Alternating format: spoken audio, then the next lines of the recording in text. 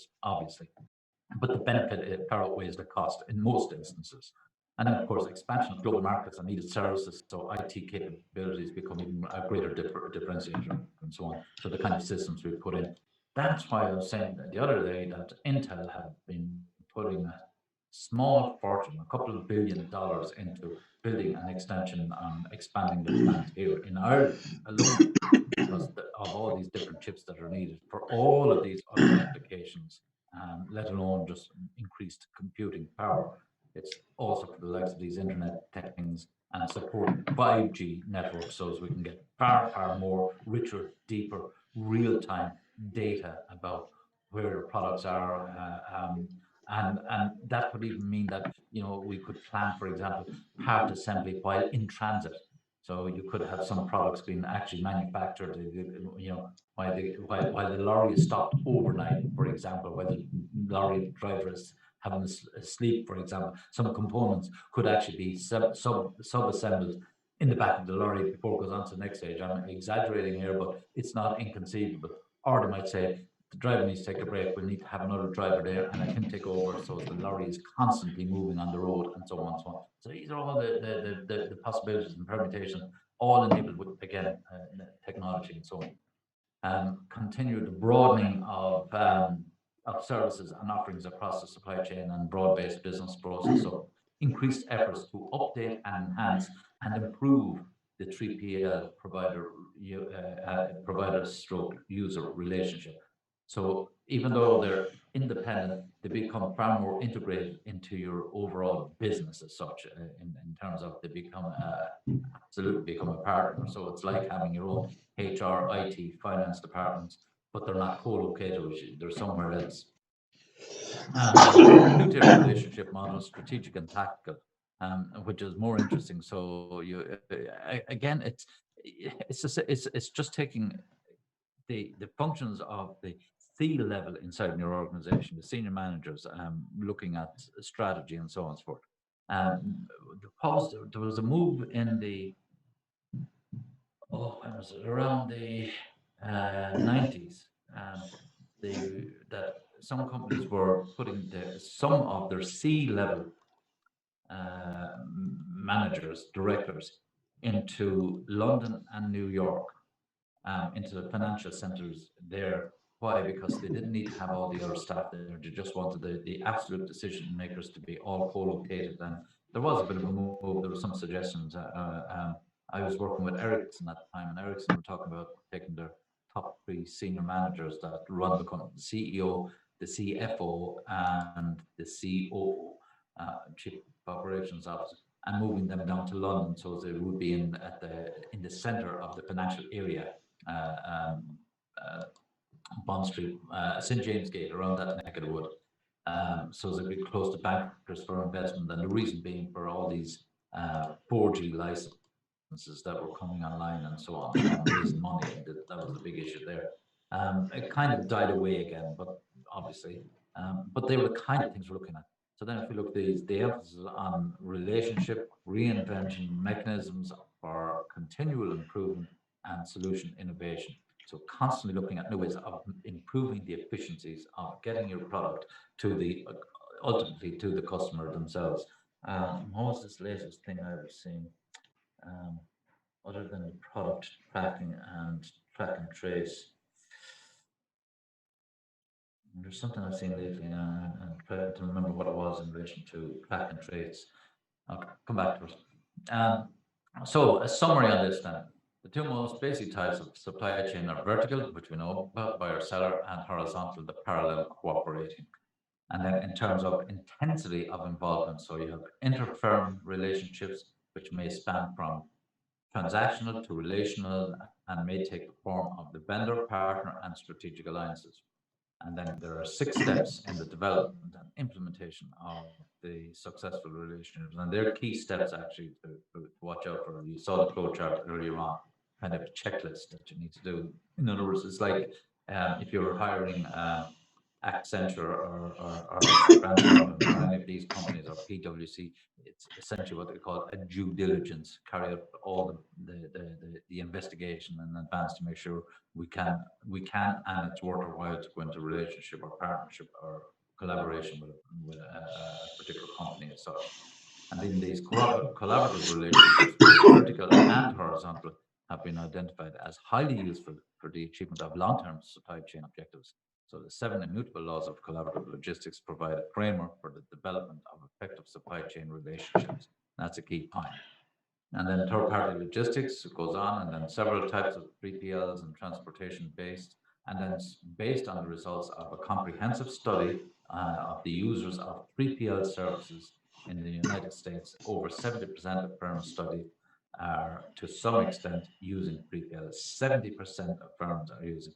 It's probably close to nearly 100% now because they will outsource some part of their supply chain, whether it's sourcing raw materials, whether it's transportation, something will be guaranteed to be outsourced. And usually the first and most obvious one is the transportation itself. Not all companies keep. And you might say, but hang on a second, such and such company, they've all these logos on it. No, the company might, a transportation company might actually own the fleet and transport your product for you, and they use simple wrapping, car wrapping, as you know of, but they literally put on, they don't have to spend, it's so cheap to put advertising on, and you might think they're all coming from Mark Cashin's company. They're not coming from my company. They own the lorries, they get a wrap on that says Mark Cashin's company's products, blah, blah, blah. And that's what's actually happening. And if you want to change, literally peel it off and have a new one. Even that simple technology. Sometimes it's wash off paint, so it's very simple to put onto the containers for advertising, marketing, and to give the perception that this, because people like to see all of these lorries and say, "Oh yeah, that must be a big company." It's like the Eddie Stobart thing, and one of the rules of Eddie Stobart, which was a huge transportation company, include not only trucks but also ships and planes. The plane side of things didn't go too well for him, but the one of the operational procedures was very simply that those trucks had to be clean, and the drivers would probably go in, if not once a day, once a week, twice a week, three times a week, into a depot to have the lorries clean, because he wants to convey the message that we're delivering a quality service, we're always on time, and so on. Look how clean our lorries are, and that kind of plays with people's minds very positively, as such. So while non-users of 3PL services have their reasons to justify their decision, these same reasons are sometimes cited by the users for justifying, well, okay, if it isn't black, it's white kind of thing.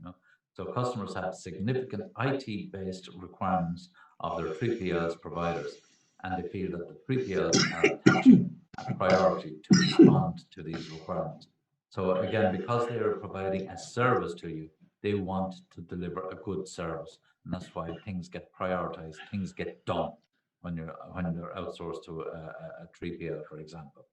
So two-thirds of customers suggest 3PL involvement in the global supply chain activity. It's probably more now, and it's moving towards these 4PL type structures. And then although most consumers indicate satisfaction with 3PL, there is no shortage of suggestions for improvement. Of course, because when you have specializations, then you're able to focus down more clearly on where we can improve here, how can we improve the efficiency of transportation of raw materials coming into it? How can we improve the efficiencies of money collection from your debtors? How can we get this money into your account more efficient? Do you need all this money sitting in your account? If the money is sitting in your account at the weekend, we'll take it out of it and put it somewhere else so it can earn some interest in what they call it. Oh Jesus, there's a name for it, financial name for it. Hedging. It's like giving a temporary loan. We used to do it many years ago. If we had money sitting in our accounts in Ericsson, on a Friday, by 2 o'clock on Friday, we would clean up most of that account money, loan it to banks who would loan it to other companies or loan it to other banks over the weekend. And by 8 o'clock on Monday, that money be back in our account, plus some nice hefty interest earnings for the weekend. And trust me, these were serious amounts of money, because we collect money from the public telecoms companies when we sell our systems to them, and they'd always pay at such and such a time. So we actually had a person employed and one in debt collection, in debtors department. And on Friday, they spent all Friday morning ringing around to banks. How much will you give me if I lay off 200,000, 300,000, 50,000 pounds, euros today into your account for the weekend? So to get all these prices coming back, and in one instance, we got 25% interest rate. We couldn't believe it ourselves, but yeah, we got 25% over the weekend. Phenomenal stuff. But these are the kind of services that you can expand and push out. So customers generally have high aspirations for their strategic use of the 3PLs and so, and the key to their supply chain success. So again, you need to be careful. Don't be blinded by all the science of all these things. You know, you have to see that it justifies your business, it adds value to your business, and it helps you to work more efficiently. Yeah, that would have a lesson. Yeah. I did say, yeah, I would beg your pardon, Federico, I misinterpreted that work on the assignment. Right. I'm going to stop. I said I'll stop around 4:30. The reason I'm stopping is that you were going to work on your assignments. I'm going away now, and I'm going to work on the groups, and I'll put the groups in place in the next 20 minutes, and I'll upload that document onto Moodle. Is that okay? Okay. Okay. All happy? Yeah. Because I have another class at 5 o'clock that I need to be back in here for. Half of you guys will be in that class anyway, you know. So right, I'm signing off. I'm getting out of here, and I have my spreadsheet open here beside me, and I'll work on that, get the group names up, and hopefully I've trapped everything. I think Florian wrote you a message in the chat, Mark. Yeah, he did actually. Are you still until that we wait? What do you mean until that you wait?